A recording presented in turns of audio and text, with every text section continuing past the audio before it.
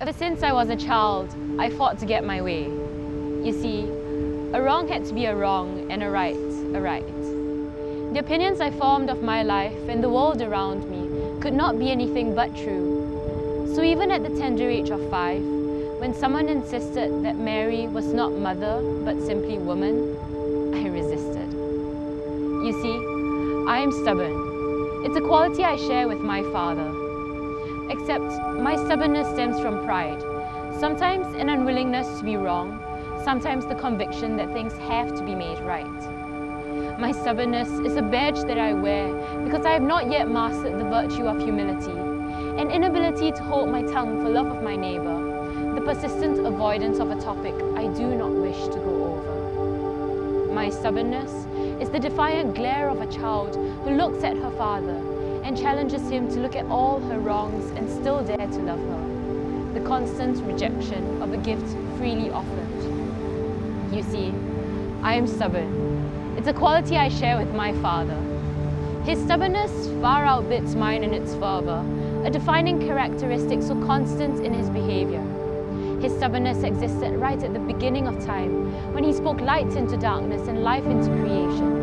It began before you or I could even begin to fathom the love he showed from generation to generation. From the very beginning, his plan was one of full redemption, an invitation to his household, a divine filiation.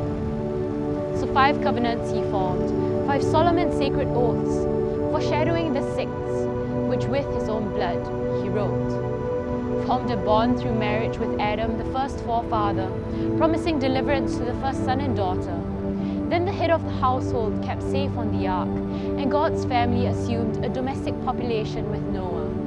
Abraham the chieftain ruled over 1 tribe. Moses transformed 12 into 1 nation on Mount Sinai. Then David, anointed king of Israel, danced before the Lord, tried to build him a house, but was instead promised a house from God. An everlasting throne of the son of David promised to reign over not just a tribe or a nation, but a kingdom built upon God's own name.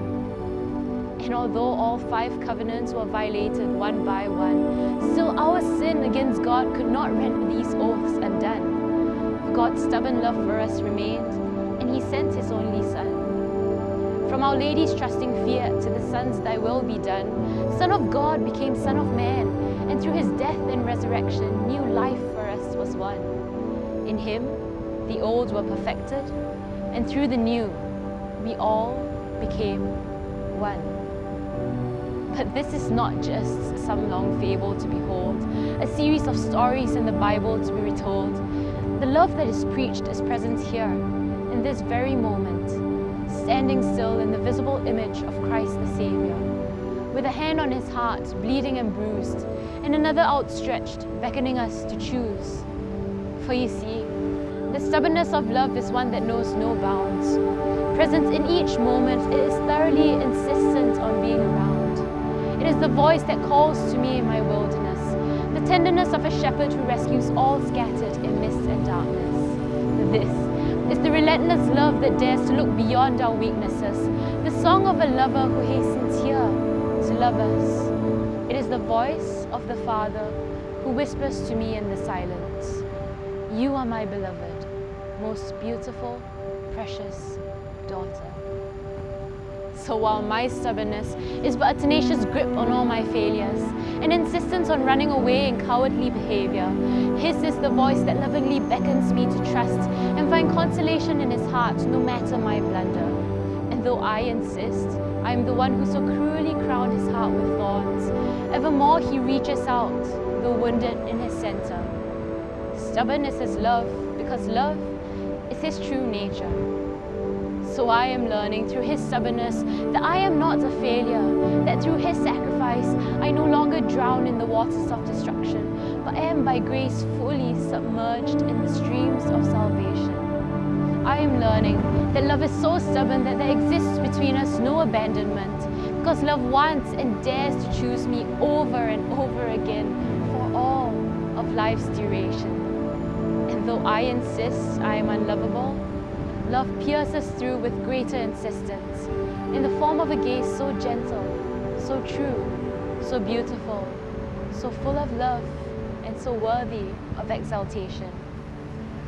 So how can I look upon love's gentle invitation and not respond with love, though mine is so weak in comparison?